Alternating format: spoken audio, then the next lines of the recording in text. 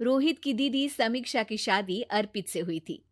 रोहित 20 साल का था जो कि अपना पूरा दिन मोबाइल पर ही निकालता था। कभी पबजी खेलता तो कभी यूट्यूब चलाता। एक दिन अर्पित और समीक्षा समीक्षा के मम्मी पापा से मिलने आते हैं और देखते हैं कि रोहित मोबाइल से हटने को तैयार ही नहीं है। अरे रोहित, तुम्हारी तो आईआईटी की परीक्षा है ना? तुम तैयारी नहीं कर रहे हो परीक्षा की? वो सब तो मोबाइल पर ही हो जाएगा। ये देखिए, ये है गूगल। इससे जो भी पूछो वो सब बता देता है। तो आखिर कागज क्यों बर्बाद करूं? अरे पर तुम इन प्रश्नों की तैयारी बिना लिखोगे कैसे? उसमें क्या है, ये देखिए नोटपैड, बिल्कुल कॉपी जैसा है, इसी पर कर लूंगा। हम जब तुम्हारी उम्र के थे तब हम दोस्त मिलकर प्रश्न हल किया करते थे। उससे हमारी हैंडराइटिंग की भी प्रैक्टिस हो जाती थी और समय का भी अंदाजा लग जाता था। और फिर साथ में हम एक दूसरे की मदद भी कर देते थे अगर कोई अटक जाए तो। आपका जमाना अलग था जीजा जी। अभी जमाना फास्ट और स्मार्ट हो गया है। जमाना क्या, अब तो फोन भी स्मार्ट हो गया है। समय के साथ बदलना पड़ता है जीजा जी। अब बस भी कीजिए आप। हर चीज को लेक्चर में बदल देते हैं। रोहित अच्छा कर लेता है परीक्षा में। इतने में अर्पित के सास ससुर जी आ जाते हैं हॉल में और अर्पित इस बारे में बात नहीं करता। हालांकि अर्पित को लगता तो है कि पूरी तरह मोबाइल पर लगे रहना सही नहीं है, पर वो इस बात को और नहीं छेड़ता। ऐसे ही 2 दिन निकल जाते हैं। समीक्षा, मुझे काम से फोन आया था, मुझे वापस काम पर लौटना पड़ेगा। पर हमें आए हुए तो 2 ही दिन हुए हैं। अभी चले गए तो माँ और पापा को अच्छा नहीं लगेगा ना। अच्छा ठीक है, तुम रुक जाओ, मैं काम खत्म करके फिर लौट आऊंगा।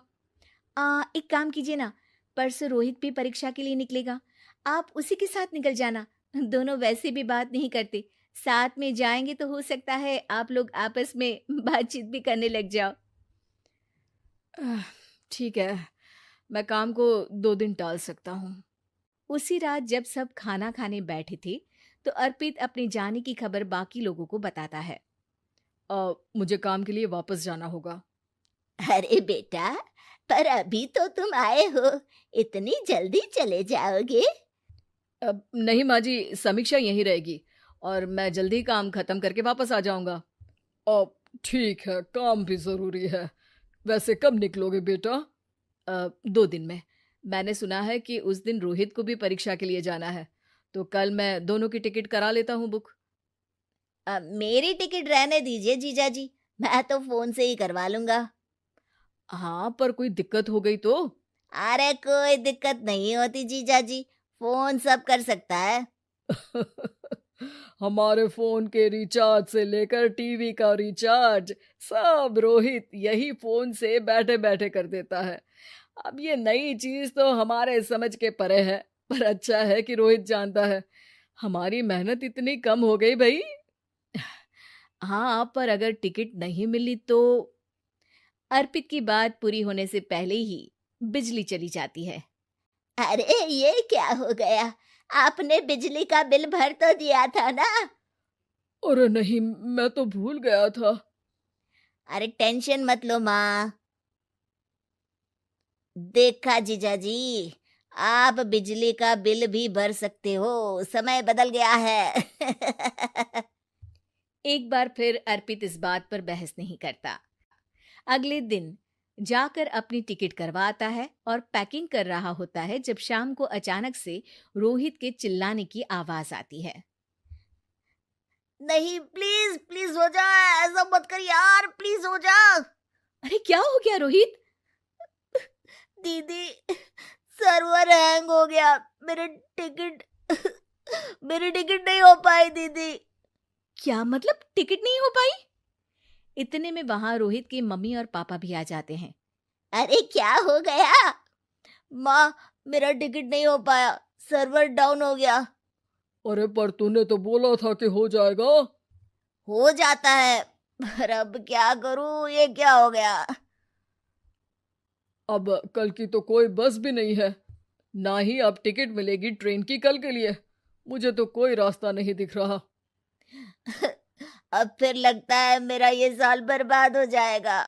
घर पर एकदम से दुख का माहौल छा जाता है और सब रोहित को डांटते हैं, पर इतने में अर्पित वहां आ जाता है। आप सब रोहित को क्यों डांट रहे हैं? आपने ही तो उसे बढ़ावा दिया था ना। लेकिन इसकी लापरवाही के कारण इसकी परीक्षा छूट जाएगी। इसने तो हमसे कहा था कि टिकट हो जाएंगे। हे भगवान, अब क्या होगा?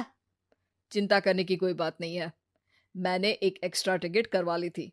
मैं समझता हूँ कि मोबाइल हमारा ही काम आसान करने के लिए है, पर उस पर ही पूरी तरह से निर्भर होना तो गलत बात है ना।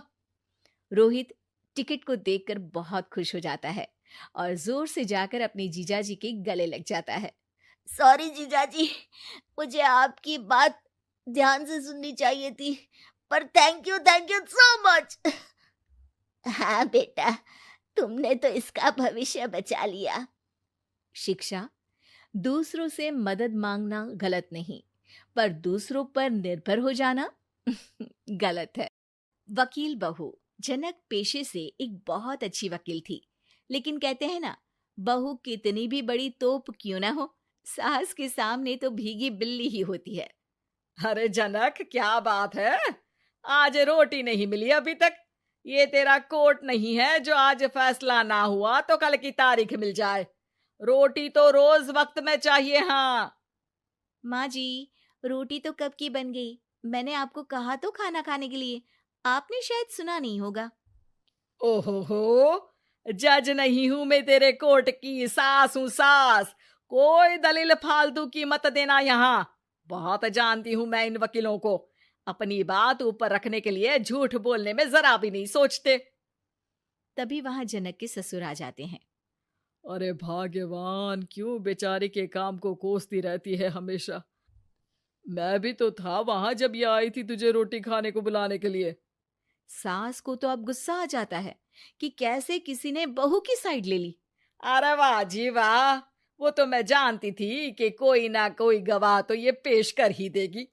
पर मैं तो अब सीधा खाना खाकर सोने जाऊंगी।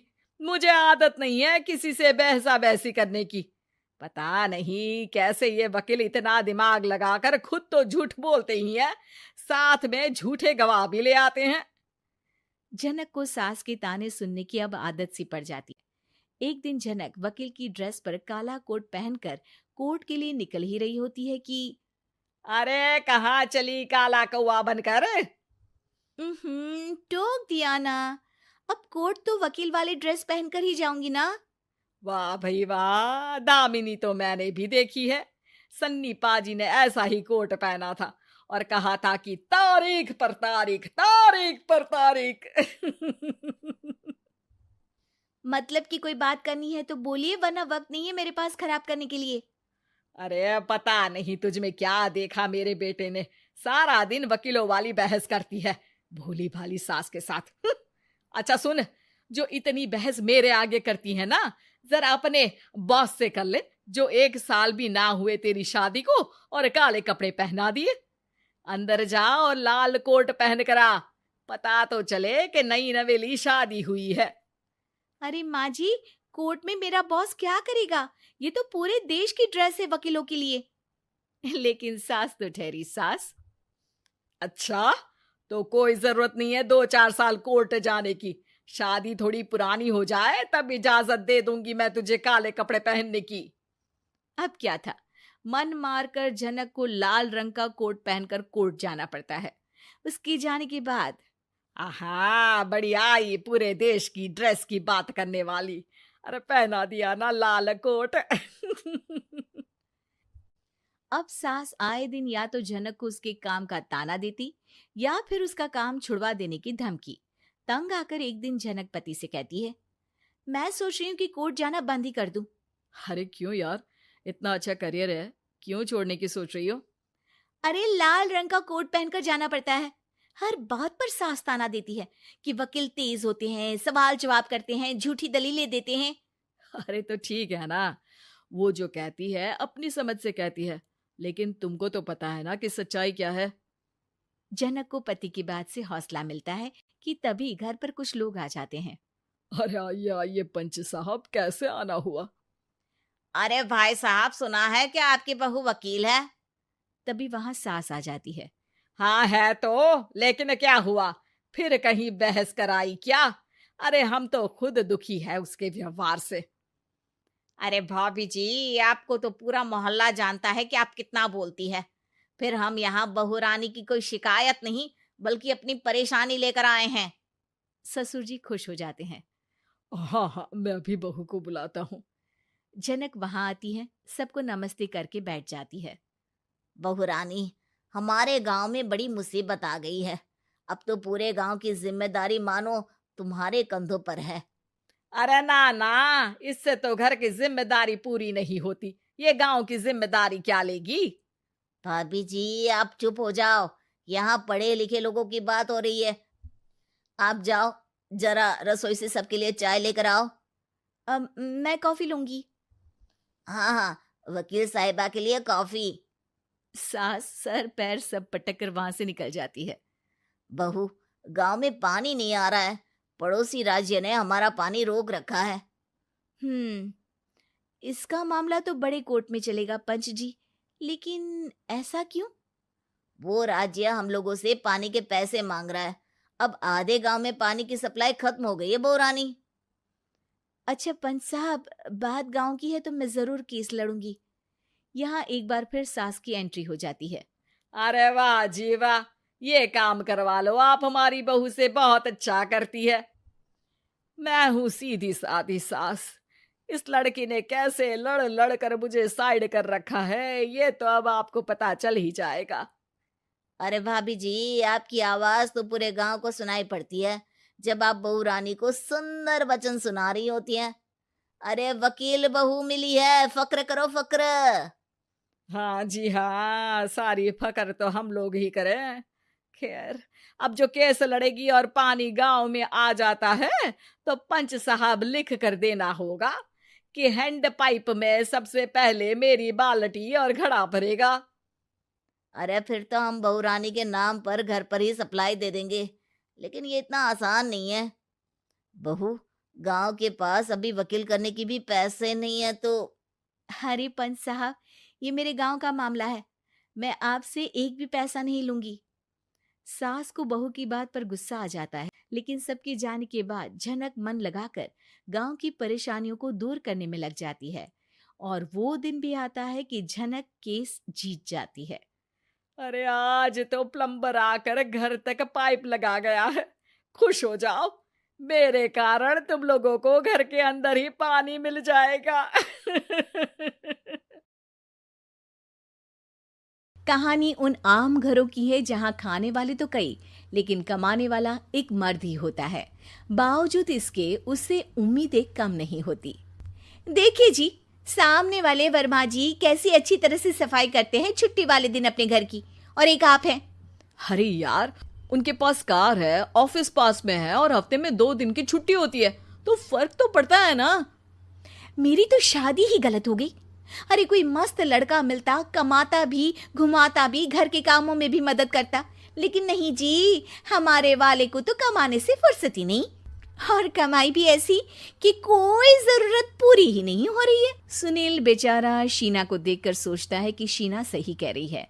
देखने में सुंदर है, घर का सारा काम कर लेती है, उसे तो कोई भी अच्छा लड़का मिल सकता था। क्या सोच रहे हैं? भागने का इरादा तो नहीं है? अरे नहीं मेरी प्यारी बीवी, मैं तो नहीं, पर डर है कि तुम नहीं कहीं भाग जाओ मुझे छोड़कर। शीला सुनील के मुंह से प्यार भरी बात सुनकर मुस्कुराती है। आप भी ना। सुनील एक दिन ऑफिस से घर आता है कि तभी शीना कहती है, सुनिए जी, वो मेरी सहेली आई थी, सारा दिन वो लोग यहीं थे, अब जा रही थी तो मैंने कहा नहीं नहीं, मेरे पति छोड़ आएंगे ना तुम्हें, तो रोक लिया मैंने। सुनील थोड़ी देर कुछ सोचता है, फिर कहता है, ठीक है, मैं कपड़े चेंज करके आता हूँ। अरे तेरे पति को तो लग रहा है कि अच्छा नहीं लगा। अरे नहीं नहीं, ऐसी कोई बात नहीं है, रुको मैं अभी उन्हें घर के कपड़े देकर आती हूँ। शीना अंदर जाती है जहां सुनील पलंग पर लेटा होता है। अरे क्या मजाक है, वो कह रही है कि आपने मुंह बना लिया। सही तो कह रही है, सुबह से अब ऑफिस से लौटा हूँ, एक कप चाय का तो पूछा नहीं। 20 किलोमीटर जाओ और आओ, और फिर कल उसी टाइम पर ऑफिस। अरे यार, मुझे गाड़ी चलानी आती ना तो बोलती भी नहीं आपको, और कौन सा रिक्शा खींच कर जाना है आपको। सुनील अब क्या बोलता। रात देर से आता है और सो जाता है। अगले दिन शरीर दर्द हो रहा है। अरे तो मत जाओ ना ऑफिस, चलते हैं ना मार्केट घूमने, फिर पिक्चर देखेंगे और रात में खाना खाकर घर वापस। सुनील जब सारे दिन की थकान वाला शेड्यूल सुनता है तो वो सीधे सीधे ऑफिस के लिए तैयार हो जाता है। अब आए दिन शीना की डिमांड बढ़ती ही चली जाती है और सुनील उसको पूरा भी करता। लेकिन एक दिन, ए जी मेरा भाई आ रहा है, उसे 2 लाख रुपए की जरूरत है। हाँ तो मैं क्या करूँ शीना, मेरे पास इतने रुपए नहीं है। हाँ हाँ पता है नहीं है, लेकिन किसी से लेकर तो दे सकते हो ना। अरे मैं किससे मांगू, मेरे तो जानने में भी कोई नहीं है जिसके पास इतनी बड़ी रकम हो। तभी वहां शीना का भाई शीनू आ जाता है। जीजा जी कैसे हैं आप? अब मैं ठीक हूँ शीनू, अचानक इतनी बड़ी रकम की जरूरत कैसे पड़ गई? अरे जीजा जी वो बिजनेस शुरू किया ना, तो उसके लिए पैसे की जरूरत है। काफी हो चुका है, थोड़ा पैसा बचता है तो मैंने सोचा आपसे ले लूं। अब देखो मेरे ऑफिस में कुछ लोग हैं जिनकी सेविंग अच्छी है, मैं उन लोगों से बात करके देखता हूँ। सुनील ऑफिस से किसी से पैसे लेकर शीना को दे देता है। शीना वो पैसा भाई को दे देती है। 2 महीने बाद, अरे यार शीना, वो ऑफिस वाला आदमी अपने पैसे मांग रहा है, कैसे दूं? अपने भाई से बोलो ना पैसे दे दे। अरे हाँ हाँ दे देगा, कहाँ भागा जा रहा है, आप उनको बोल दो कि दे देंगे। थोड़े दिन बाद, शीना वो आदमी मुझसे आज भी पैसे मांग रहा था यार, मैं तंग आ गया हूँ। ऑफिस जाते ही सामने उसका चेहरा दिखता है, क्या बोलूँ, बार बार पैसे मांगता है। अच्छा मैं शीनू को फ़ोन लगाती हूँ, बात करके देखती हूँ। शीना भाई को फ़ोन करती है लेकिन वो फ़ोन उठाता ही नहीं। लगता है भाई कहीं ऐसी जगह है जहाँ नेटवर्क की समस्या होगी। सुनील अगले दिन दोपहर को ही घर आ जाता है। उसका चेहरा उतरा और परेशान सा होता है। वो रोने लगता है। अरे क्या हुआ जी, आप इतना परेशान क्यों हैं? सब ठीक तो है ना? अरे नहीं शीना, कुछ ठीक नहीं है, मैं ठीक नहीं हूँ। तुम्हारे भाई के लिए मैंने जो पैसे लिए थे, उस आदमी ने आज भरे ऑफिस में सबके सामने मेरी बेइज्जती कर दी। सबके सामने आज मैं कर्जदार बनकर खड़ा था। मैंने हर वो प्रयास किया घर चलाने के लिए जो मैं कर सकता था, लेकिन अब नहीं होगा। वो फिर रोने लगता है। अरे आप तो औरतों की तरह रो रहे हैं, मर्द हैं आप। क्यों, आदमी के सीने में दिल नहीं होता, या फिर वो इंसान नहीं मशीन होता है? अरे मैं थक चुका हूँ शीना, तुम समझती क्यों नहीं? मैं भी शारीरिक और मानसिक रूप से थकता हूँ, मैं भी आराम करना चाहता हूँ, सुकून चाहता हूँ। मैं अब कुछ नहीं कर सकता। कुछ नहीं। वो बैठ जाता है। शीना पति को हैरान परेशान देखकर चुप हो जाती है। अगले दिन, सुनिए ये लीजिए 2 लाख रुपये, उस आदमी को दे दीजिए और बोल दीजिए कि आज के बाद किसी को पैसे के लिए बेइज्जत ना करे। सुनील पैसे देखकर राहत की सांस लेता है। अरे शीना, तुमने तो मेरा बहुत बड़ा काम कर दिया।